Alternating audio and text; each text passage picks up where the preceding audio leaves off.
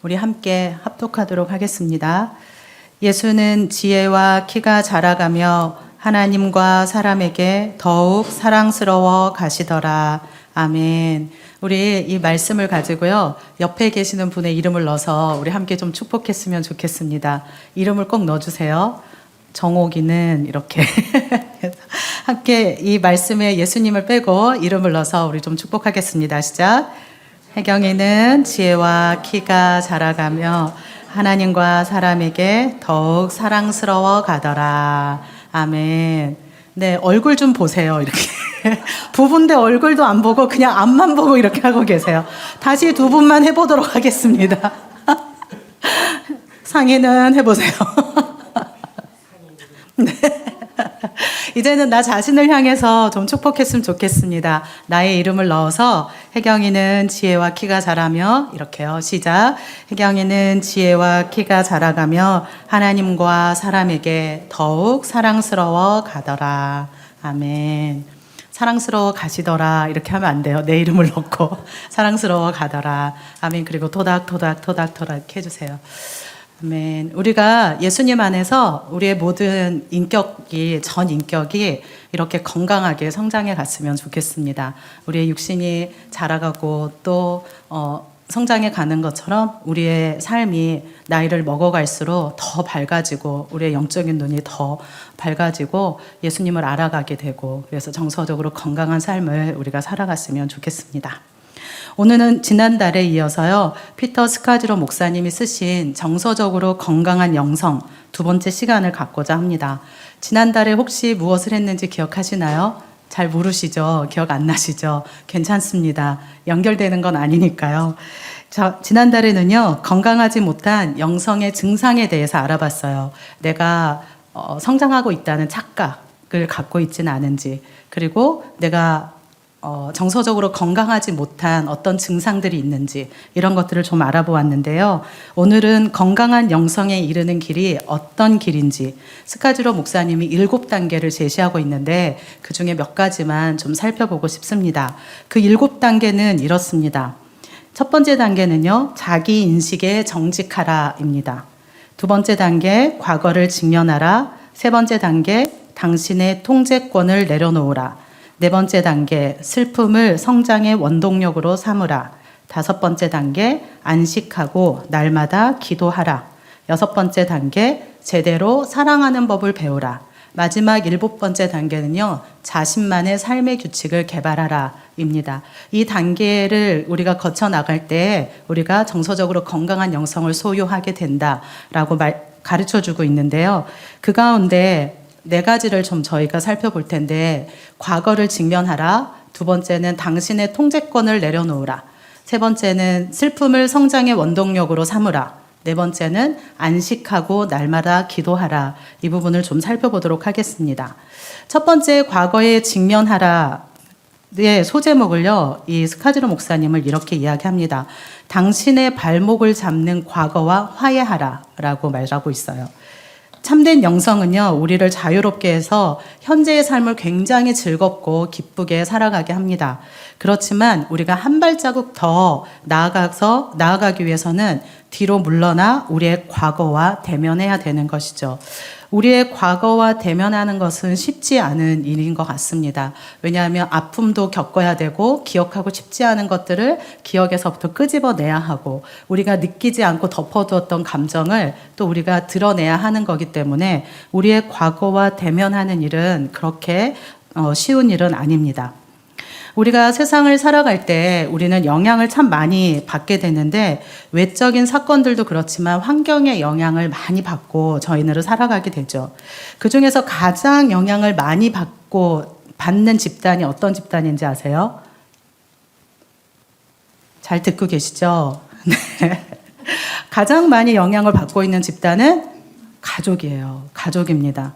그래서 우리 앞 세대에 일어나는 일들이요, 종종 우리의 다음 세대도 반복되어지는 것들을 우리는 알아차리게 되는데요. 제가 즐겨보는 TV 프로그램이 하나 있습니다. 찾아서 보진 않지만 수요 예배 끝나고 집에 가면 딱 하나 그런 프로그램이 하나 있어요. 언제 하는지는 잘 모르겠는데 하는데 그것은 이혼하려고 하는 부부들을 숙려하는 그러한 프로그램이에요. 맨 처음에는 그 프로그램을 보면서 너무너무 이게 어떻게 이런 일이 있지? 막 이렇게 놀라기도 하고 화냈기도 하고 막 욕하면서 봤거든요. 차라리 결혼을 하지 말지. 왜 저런 사람 결혼해가지고 온 가족을 힘들게 하나. 막 이러면서 봤는데 그 프로그램을 쭉 보면서 이제 이런 가정도 있구나. 정말 예수님을 믿어야 되겠다. 이런 생각을 하면서 보게 되었는데 이제는 조금 눈물도 흘리고 그리고 또 기도도 하고 이 땅의 가정들을 위해서 기도도 하고 이러면서 보고 있습니다. 근데 그 프로그램 가운데요. 부부가 나와서 왜 어려운지에 대해서 자신의 모든 것들을 다 드러내요. 아주 밑바닥까지 다 드러내거든요. 근데 어쨌든 제가 방송이잖아요. 방송인데도 그것을 다 드러냅니다. 그러면서 울기도 하고 화를 내기도 하고 또 그가 거기에 상담가가 계시는데 상담을 하면서 이런저런 이야기를 하면서 회복을 거쳐가는 것들을 프로그램을 통해서 보고 있습니다. 근데 그 상담가가요. 이야기할 때 그래요. 질문을 던지는데 왜 이렇게 된 것 같냐? 왜 이렇게 이런 행동을 하게 된 것 같냐? 라고 질문을 해요. 그러면 남편이 됐건 아내가 됐건 자신의 삶 안에 어떠한 일이 일어났는지에 대한 이야기를 하거든요. 외적인 상황들이 이러한 상황이 나타나게 되는 나의 가족의 깊이 있는 아픔과 고통을 이야기를 합니다. 그러면서 서로가 알지 못했던 그런 아픔들을 들으면서 서로 또 불쌍히 여기기도 하고 그리고 같이 눈물을 흘리면서 화해하기도 합니다. 대부분 거기에서 나오는 이야기는 부모 세대가 어떻게 나를 대했는지 그리고 부모가 어떻게 나를 훈육하고 사랑해 주었는지가 상당히 영향을 주고 있었던 것을 보게 됩니다. 과거로부터 이어지는 가족의 어떤 행동의 양식은요, 우리가 굳이 의식하지 않더라도 그냥 삶 안에서 자연스럽게 따라오게 되죠. 겉으로는 그냥 내가 독자적으로 행동하는 것 같지만 사실은 3, 4대에 거쳐서 내려오는 가족의 시스템 안에서 우리가 행동하고 있는 것이죠. 가족의 부정적인 영향을 지우는 것은 거의 불가능합니다. 우리가 자라오면서 받아들이는 어떤 메시지들은 우리의 행동이나 자존감뿐만 아니라 현재의 인간관계에도 영향력을 주고 있어요. 그래서 스카지로 목사님은 10가지의 계명을 소개해주고 있는데요. 제가 PPT로 하다가 너무 안 보여서 프린트물로 준비를 했습니다. 거기에 보시면 10가지의 각 가정 안에서 굉장히 노멀하게 일어날 수 있는 10가지 계명을 이야기를 해주고 있는데요. 이러한 계명들을 이야기하면서 우리의 가정 안에서는 어떤 계명이 있는지를 곰곰이 생각해 보라고 합니다.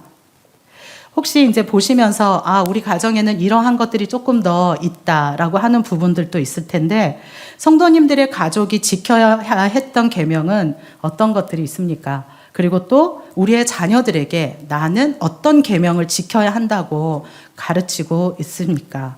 이런 것들을 좀 살펴봤으면 좋겠습니다. 첫 번째는 돈에 대한 거예요. 돈에 대해서 이렇게 이야기를 합니다. 돈은 삶을 안전하게 지켜주는 최고의 원천이다. 돈을 많이 가질수록 그 사람의 가치도 올라간다. 출세하려면 돈을 벌어라. 이런 메시지들이 계속해서 가정 안에서 우리의 자녀들에게 주고 있진 않은지. 두 번째는 갈등의 문제예요. 무슨 일이 있어도 갈등을 피해라. 사람들을 화나게 하지 말아라. 큰 소리와 분노, 계속되는 다툼은 정상적인 것이다. 세 번째, 성에 대해서. 성은 공개적으로 말하면 안 된다. 남자는 문란할 수 있지만 여자는 반드시 순결을 지켜야 한다. 부부 간의 성생활은 쉽게 이루어진다. 네 번째, 슬픔과 상실. 슬퍼하는 것은 약하다는 증거다. 절대로 우울해하면 안 된다. 상실을 속히 극복하고 정리하라. 다섯 번째, 분노의 표출. 분노는 위험하고 나쁜 것이다. 확실히 알리려면 분노를 터뜨려라. 화를 풀기 위해서 비꼬는 말을 하는 것은 용인이 된다. 가족에 대해서도 부모님의 사랑에 마땅히 보답해야 한다. 사람들 앞에서 가족의 치부를 말하면 안 된다. 가족과 집안에 대한 의무가 가장 먼저다. 관계에 대해서 사람들을 믿지 말아라. 실망하게 된다. 그 누구도 다시는 나에게 상처를 줄 수 없다. 연약한 모습을 보이지 말아라. 여덟 번째, 타문화에 대한 태도는요. 비슷한 사람들하고만 가까이 지내라. 다른 나라, 다른 문화의 사람과는 결혼하지 말아라. 어떤 문화나 인종은 우리보다 열등하다. 9번째, 성공. 성공은 최고의 대학에 들어가는 것이다. 성공은 돈을 많이 버는 것이다. 성공은 결혼해서 자녀를 낳는 것이다. 10번째, 감정과 정서에 대해서는요, 어떠한 감정은 느끼면 안 된다. 감정은 중요하지 않다. 깊이 생각할 필요 없이 감정이 이끄는 대로 행동하라. 혹시 몇 가지나 체크가 되셨나요? 우리의 가정 안에서 우리가 하는 메시지, 그리고 또 내가 받아왔던 메시지들은 어떤 것들이 있으신가요? 우리가 정서적으로 건강한 영성을 소유하기 위해서는 이러한 메시지들을 점검해 보아야 합니다. 내가 어떠한 메시지를 듣고 자라왔는지, 그리고 또 나는 우리의 자녀들에게 어떠한 메시지를 가르쳤는지 점검해야 하는 것이죠. 스카지로 목사님은 과거와 화해하고 하나님 안에서 정서적으로 건강한 사람으로 성숙해져 가는 한 인물을 소개하고 있는데요. 요셉을 성경에서 데리고 와서 이야기를 하고 있습니다. 요셉의 가정은 역기능적인 가정이었죠. 정말 역기능적인 가정이었습니다. 야곱에게는 몇 명의 아내가 있었죠? 네, 2명. 그리고 또 첩 2명이 있었죠. 그리고 이들 사이에서 태어난 배달은 또 자식들이 있었습니다. 배달은 자식들이니까 얼마나 갈등이 많았겠어요. 그리고 그 안에는 상처와 슬픔이 있었습니다. 그런데다가 야곱은 요셉을 편애했죠. 자신이 하나님께 받은 꿈과 비전을 형제들의 마음을 상하게 할 줄도 모르고 자랑했던 사람이 바로 요셉이었습니다. 이러한 요셉의 이야기를 들으면서 형제들 안에는 마음에 분노가 더 많이 생겼죠. 그리고 요셉에 대해 미움이 점점 커지게 됐습니다. 그러다가 죽이려고 하죠. 그렇지만 루벤이 개입되면서 이집트 노예로 팔려갑니다. 이집트 노예로 팔려가서 보디발의 집에 거하죠. 그리고 보디발의 집에서 아주 성실하게 자신에게 주어진 것들을 잘 감당해 나가죠. 그러다가 또 누명을 뒤집어 씁니다. 강간범으로 몰려서 수년간 옥살이를 합니다. 그리고 감옥에서 석방될 기회가 생기는가 싶더니 잊혀지고 말았습니다. 요셉의 마음 안에는 어떤 마음이 생겼을까요? 형들에 대한 분노가 가득 차지 않았겠어요? 그 형들이 나를 팔지만 않았다면, 그 형들이 나를 시기하지만 않았다면, 이러한 마음들이 요셉의 마음 안에는 가득 차 있었습니다. 성경에는 기록하고 있지는 않지만 우리가 상황을 바꿔서 생각해 본다면 아무리 하나님을 잘 믿는다고 할지라도 그런 마음이 생기지 않겠어요? 아픔이 있을 거잖아요. 상처가 생긴 것이죠. 그러다가 요셉은 시간이 지나 애굽의 2인자가 됐습니다. 그래서 형제들이 음식을 구하기 위해서 애굽으로 왔을 때에 형제들을 딱 보는 순간 어떤 마음이 들었을까요? 욱 하고 올라오지 않았겠어요? 그동안 못 봤지만 화가 많이 났을 겁니다. 그래서 형제들을 알아보았는데 정체를 숨기죠. 자신의 정체를 숨기고 노예로 팔려왔던 생각이 나서 화가 나기도 하고, 그래서 어떻게든지 간에 형제들을 조금 어렵게 하잖아요. 첩자로 생각해서 가두기도 하고 또 곡식자루에 돈과 은잔을 넣어서 형제들로 하여금 마음을 참 어렵게 당황스럽게 만듭니다. 그렇지만 결국에 요셉은 형제들을 용서했고 화해를 이루었습니다. 요셉의 분노와 배신감, 억울함, 상처로 인해서 형제들에게 보복할 수 있었던 자리였어요. 그래서 자기가 형제라는 것들을 속이고 형제들을 그냥 감옥에다가 넣어서 오랫동안 그 감옥에서 복수할 수도 있었지만 요셉이 선택했던 것은 용서였죠. 용서였고, 용서하자 수년간 요셉을 묶고 있었던 분노의 사슬에서부터 해방이 되었습니다. 요셉의 가문에 새로운 역사가 쓰여지기 시작한 것이죠. 우리는 우리를 묶고 있는 이 과거와 화해해야 합니다. 그리고 이 과거의 사슬에서부터 끊어지기 위해서 가장 좋은 방법은 나에게 상처를 주었던 사람을 용서하는 것입니다. 그리고 그 관계 속에서 나에게 주었던 거짓된 것들을 끊어내는 것이죠. 그 상처와 아픔 속에서부터 나에게 그냥 자연스럽게 받아들여져 있던 그러한 것들을 끊어내는 겁니다. 그래서 나의 과거를 용서하고 우리의 과거와 화해하게 될 때 우리는 정서적으로 건강한 영성을 소유하게 되는 것이죠. 우리가 이렇게 건강한 영성을 소유할 때 우리의 가정이, 우리의 공동체도 건강하게 성장해 가는 것입니다. 우리는 이러한 삶을 살았으면 좋겠습니다. 내가 회복되어지고 건강해져서 우리의 가정이, 우리의 공동체가 건강한 영성을 소유한 공동체가 되었으면 좋겠습니다. 두 번째로는 당신의 통제권을 내어놓으라는 것이에요. 한계를 깨달아서 그 너머의 삶을 보라는 것이죠.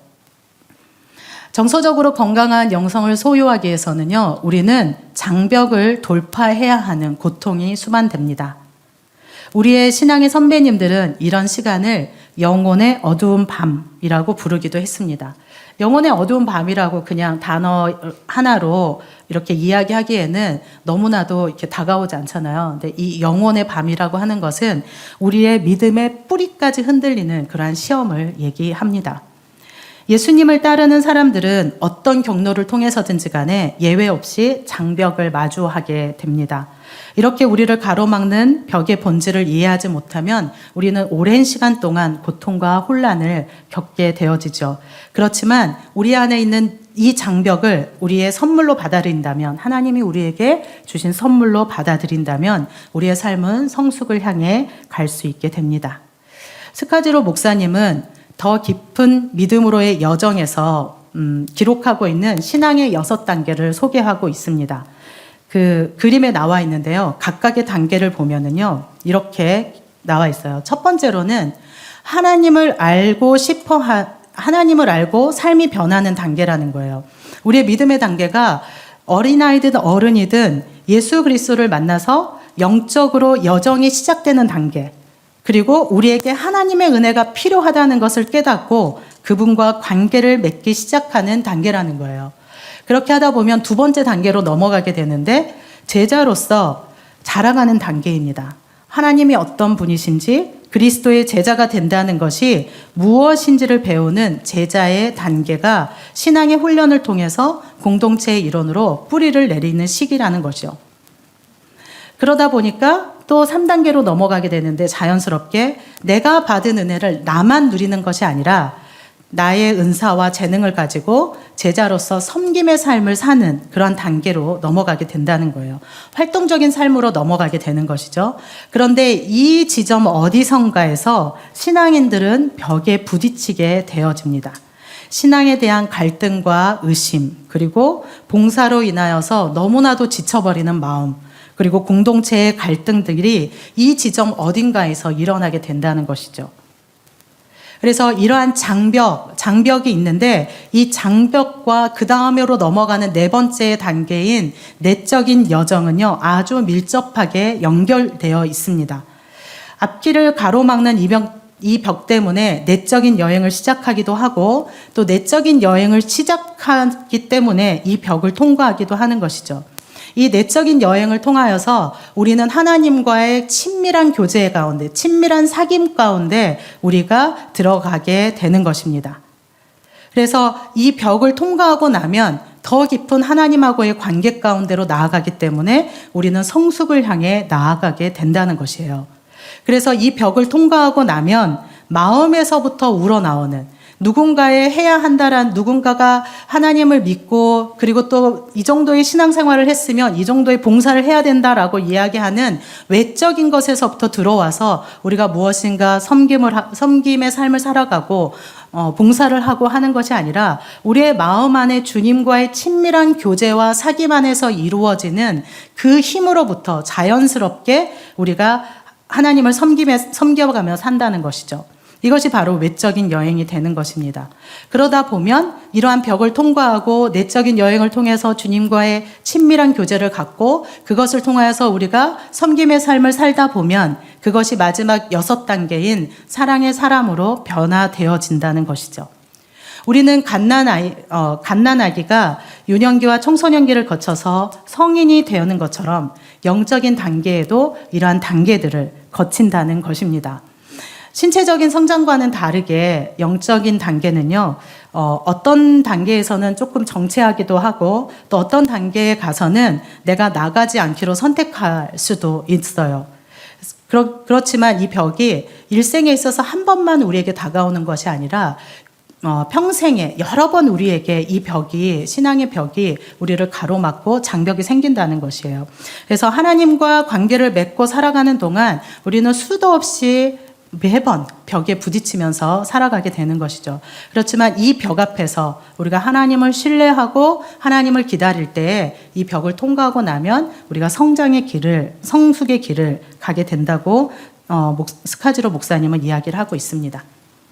아브라함은 벽 앞에서 기다리는 법을 배웠어요. 아브라함이 75세 때 하나님의 부르심을 받았고 또 믿음의 여정을 시작했습니다. 그리고 하나님은 아브라함에게 하늘의 별과 같이 바다의 모래와 같이 자손을 많게 하겠다는 약속을 하셨어요. 그런데 아브라함은 이 문제를 해결하기 위해서 스스로가 이 한계를 극복하기 위해서 하갈과 동침을 하게 되고 아이를 낳게 되잖아요. 하나님의 방법이 아니었습니다. 그래서 아브라함은 또 다른 벽에 서 있게 되는 것이죠. 14년을 기다렸습니다. 그리고 비로소 약속의 자녀인 이삭을 하나님은 주셨습니다. 그렇지만 그렇게 벽 앞에 서서 하나님을 기다렸는데 또 다른 벽이 아브라함의 삶 가운데 일어났어요. 그것은 오랫동안 기다려서 얻은 아들인 이삭을 하나님이 달라고 하시는 거죠. 이 벽 앞에서 아브라함은 순종했고 그 벽을 뛰어넘었습니다. 그러면서 믿음의 조상으로 점점점 변화해 갔던 것이죠. 모세도 마찬가지였고 다윗도 마찬가지였습니다. 다윗만큼 벽 앞에 선 인물이 있을까요? 골리앗을 물리치고 놀라운 승리를 거둔 후에 억울하게 사울을 피해 도망 다녀야 했습니다. 자신의 꿈도 명예도 그리고 세상의 안전함도 모두 잃어버린 채 쫓기는 신세로 살아야 했던 것이죠. 그렇지만 다윗이 이 벽을 통과하고 나자 하나님은 엔게디 광야에서 하나님의 마음에 합한 사람으로 다윗을 세워주셨습니다. 우리의 영성 생활에 있어서 벽을 만나는 것은 굉장히 자연스러운 일입니다. 그리고 그 벽 앞에서 우리는 영적인 성숙을 향해 가는 계기가 되기도 하죠. 이 벽 앞에서 우리는 하나님을 새롭게 만나게 되고 또 그 앞에서 우리의 삶이 더욱더 성숙을 향해서 나아가는 길이 되기도 합니다. 지금 어느 단계에 와 계십니까? 벽 앞에 서 계십니까? 우리는 어느 단계에 있는지는 잘 모르지만 주님을 어떤 단계에 있든지 간에 주님을 기꺼이 따라가는 그리고 앞으로 나아가는 그러한 은혜가 있었으면 좋겠습니다. 세 번째는요, 슬픔을 성장의 원동력으로 삼으라고 합니다. 우리가 정서적으로 건강한 영성을 소유하기 위해서는 슬픔이라고 하는 것을 성장의 원동력으로 삼으라고 이야기를 하는데요. 이것에 대한 소재로 스카지로 목사님은 이렇게 이야기를 합니다. 방어막을 치지 말고 하나님 앞에서 울어라 라고 이야기를 해요. 살다 보면 한두 번쯤 우리는 엄청난 상실을 경험하며 살아갑니다. 가족들 가운데 한 사람이 갑자기 죽음을 맞이하게 되기도 하고 또 질병이 찾아올 수도 있고 또 회사의 어떠한 구조 조정으로 인해서 안정된 직장에서 해고를 당할 수도 있고 또 친구가 곁을 떠날 수도 있고 억울한 일을 경험하기도 합니다. 우리는 스스로 해결할 수 없는 수많은 일과 한계 앞에서 좌절하기도 합니다. 그래서 어떤 사람들은 어린 시절에 받았던 상처와 고통 때문에 건강하지 못하고 절름발이처럼 인생을 살아가기도 하죠. 교회에 대해서도 상실을 경험하게 되기도 하고 목회자들에 대한 환상이 무너져서 실망하기도 합니다. 이러한 상실 앞에서 어떻게 반응해야 할까요? 많은 상실을 경험하면서 여기까지 오셨을 텐데요. 그러한 상실 앞에서 어떻게 반응하면서 오셨습니까? 한 예로 죽음에 대해서 슬퍼하는 방식이 나라마다, 가족마다, 문화마다 다르게 작용을 하잖아요. 스카지로 목사님이 극단적인 예를 들어주는데요. 영국계 미국인 같은 경우는 누가 죽었을 때 복잡하게 생각하지 않는데요.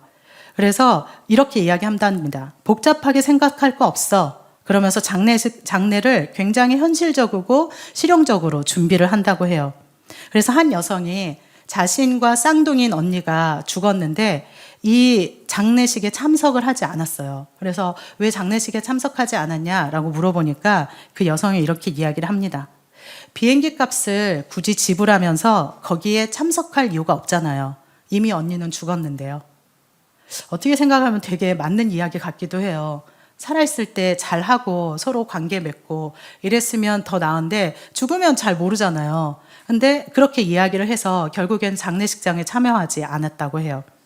또 다른 극단에서는요, 시간이 영원히 멈춰버린 것처럼 느끼는데, 이탈리아나 그리스 같은 곳에서는요, 남편이 죽고 나면 평생 동안 아내는 검은 상복을 입고 살아간다고 합니다. 그런 전통이 있다고 해요. 이탈리아계 미국인들은 끝까지 관을 붙잡고 죽은 이의 이름을 막 부르면서 관이 땅에 묻힐 때 막 뛰어 들어가기도 한다고 합니다. 너무 다르게 죽음에 대한 슬픔을 표현하고 있죠.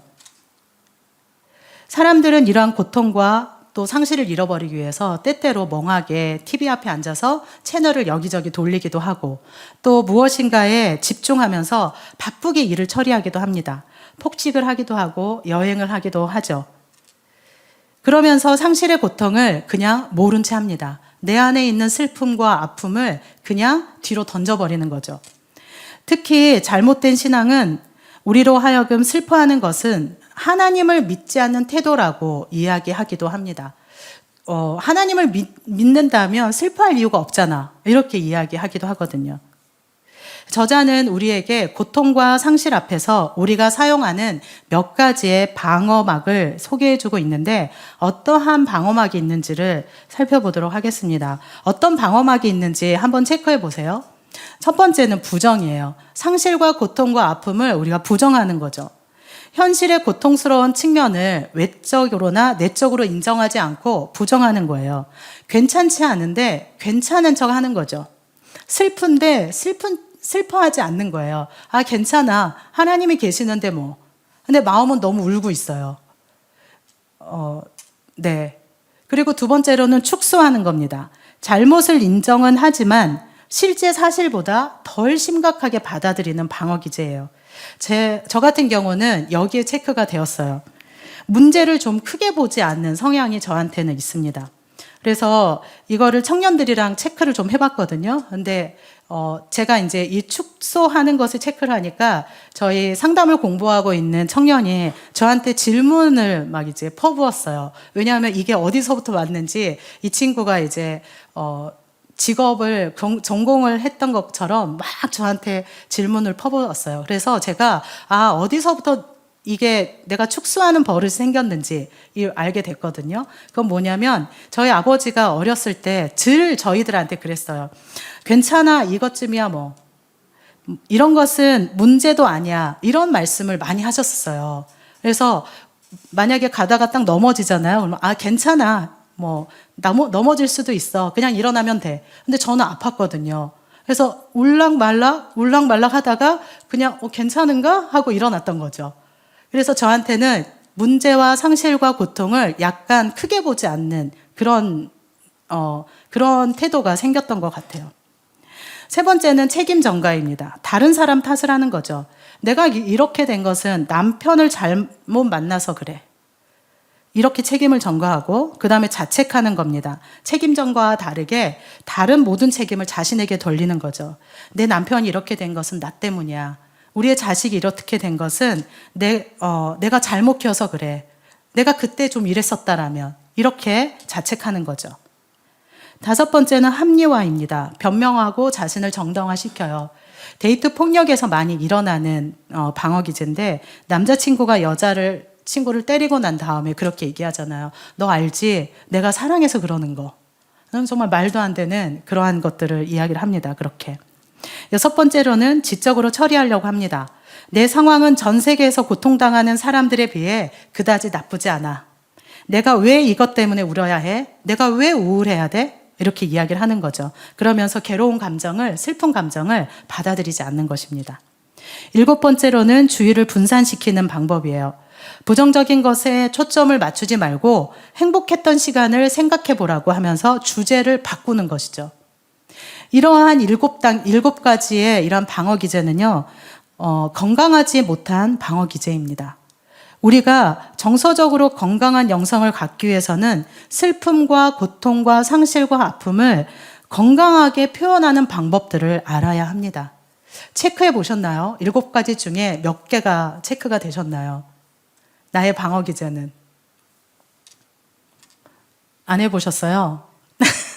네, 집에 가서 이렇게 체크를 해보세요. 스카지로 목사님은요, 욥의 이야기를 통해서 우리가 이 슬픔 가운데, 아픔 가운데 어떻게 반응해야 되는지를 알려주고 있습니다. 욥은 이해할 수 없는 고통 속에서 하나님을 향해서 부르짖었어요.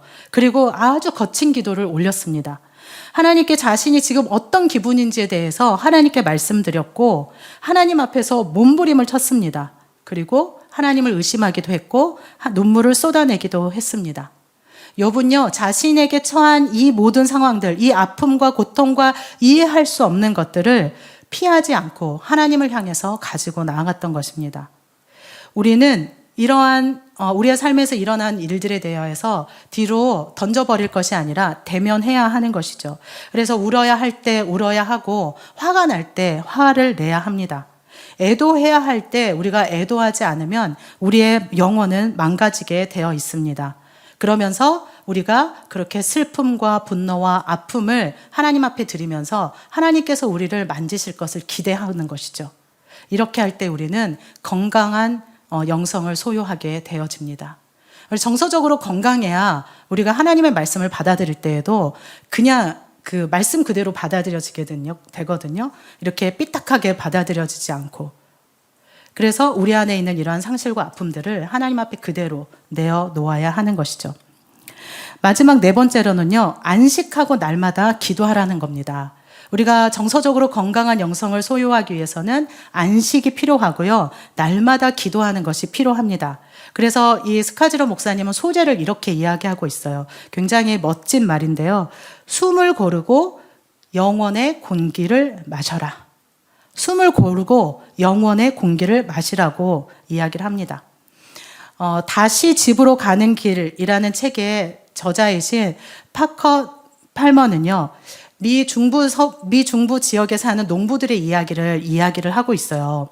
농부들은 눈보라가 칠 때 안전하게 집까지 돌아올 수 있도록 그 집 헛간에다가요, 로프를 이렇게 걸어 놓는다고 해요. 왜냐하면 이 지역의 눈보라가 한 번 치면 손끝도 보이지 않을 정도로 눈보라가 친다고 합니다. 굉장히 매섭다고 해요. 그래서 사람들이 길을 잃고 헤매다가 대부분 눈보라에서 얼어 죽고 만다고 합니다. 그래서 어떨 때는요, 그 눈보라가 칠 때 자기 집의 뒤쪽에 있었음에도 불구하고 그 뒷마당에서 집으로 들어가지 못해서 그 자리에서 얼어 죽기도 한다고 하는 것이죠. 그래서 루프를 쭉 이렇게 걸어놓고 그 눈보라가 칠 때면 로프를 잡고 집에까지 들어가는 것이죠. 어떤 사람은 현관 앞에서도 집에 못 들어가서 그 자리에서 얼어 죽기도 한다고 합니다. 우리 모두에게는 우리를 집으로 안내해줄 로프가 필요합니다. 그래서 스카지로 목사님은 이 로프에 대해서 이야기를 해주는데요. 그 로프가 뭐냐면 매일 기도하는 것과 안식하는 것이다 라고 이야기를 하고 있어요. 우리의 삶 안에 매일 기도하는 것, 우리 아침에도 기도하고 저녁에 자기 전에도 기도하고 하잖아요. 근데 그거 말고, 아침에 기도하고 저녁에 기도하는 거 말고 일상을 살아가다가 중간에 잠시 멈추어서 하나님의 현존 앞에 우리의 삶을 맡겨드리면서 하나님 앞에 침묵하면서 집중하는 시간을 가지라고 이야기를 하고 있어요. 그냥 아침에 여유 있을 때 일어나서 기도하고 또 저녁에 잠들기 전에 기도하는 그런 것이 아니라 삶의 순간순간 하나님의 현존 앞에서 나의 삶을 드리면서 기도의 자리로 나가라고 권면해주고 있습니다. 이것이 바로 하나님께 돌아갈 길을 안내해주는 로프와 같다라고 목사님은 이야기를 하고 있어요. 이러한 매일 기도에는 네 가지 요소가 반드시 있어야 되는데 거기에는 멈춰야 된다는 거예요. 멈추고 집중하고 침묵하고 그리고 성경을 읽으라고 이야기를 하고 있습니다. 우리가 이렇게 할 때 우리의 삶 안에 깊숙이 하나님의 현존을 경험하게 되는 것이죠. 그리고 안식하라고 이야기를 해요. 바쁜 시대 속에서 우리가 꼭 하나님 앞에 시간을 내어 안식을 가져야 된다라고 이야기를 합니다. 이것이 바로 우리를 하나님 앞으로 인도해 나가는데 로프와 같다라고 이야기를 하면서 이것을 삶의 리듬을 규칙적으로 만들어 가라라고 권면해 주고 있습니다. 매일매일 기도하는 거, 잠시 멈춰서 하나님의 현존을 경험하는 거, 그리고 또 일주일에 한 번씩 모든 우리의 전인격이 쉬는 거, 육신이 쉬는 것뿐만 아니라 정서도 쉬고 생각도 쉬고 또 일도 쉬고 모든 것들을 다 쉬는 거죠. 이런 시간이 꼭 필요하다라고 이야기를 하고 있습니다. 해녀가 물질하다가 수면 위로 올라와서 소리를 이렇게 내잖아요. 휘바람을 불잖아요. 무슨 소리라고 할게요? 네, 순비라고 합니다. 이 순비 소리를 우리는 내야 되는 것이죠. 이 순비 소리를 내는 것이 바로 매일 기도와 안식이라고 이야기를 하고 있습니다. 우리의 삶에 숨을 고르고 영원의 숨을 들이마시는 이 리듬이 우리의 삶 안에서 유지되었으면 좋겠습니다. 이것이 있을 때에 우리를 하나님 앞으로 인도해 나가는 그 로프와도 같은 역할을 하기 때문이죠. 이 로프의 줄을 꼭 잡고 우리가 정서적으로 건강한 영성을 소유한 그리스도인의 삶을 우리가 포기하지 않고 살아갔으면 좋겠습니다.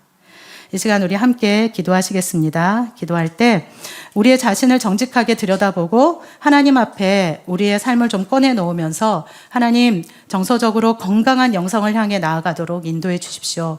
내 안에 상실과 아픔과 또 고통에 대하여서 무시하지 않고 그것을 하나님 앞에 가지고 나아가면서 해결해 나가고 슬플 때 슬퍼하고 기뻐할 때 기뻐하고 고통스러울 때 하나님을 찾을 수 있는 그런 사람이 되게 해주십시오. 우리 이렇게 기도하고요. 두 번째로는 하나님 우리의 삶 안에 계속해서 이 순비 소리를 내게 해주십시오. 우리가 매일 기도하며 안식함으로 우리의 삶 안에 숨을 고르고 영원의 숨을 들이마시는 그러한 리듬이 우리의 삶 안에 있게 해주십시오. 우리 함께 이 두 가지 기도 제목을 가지고 기도하도록 하겠습니다.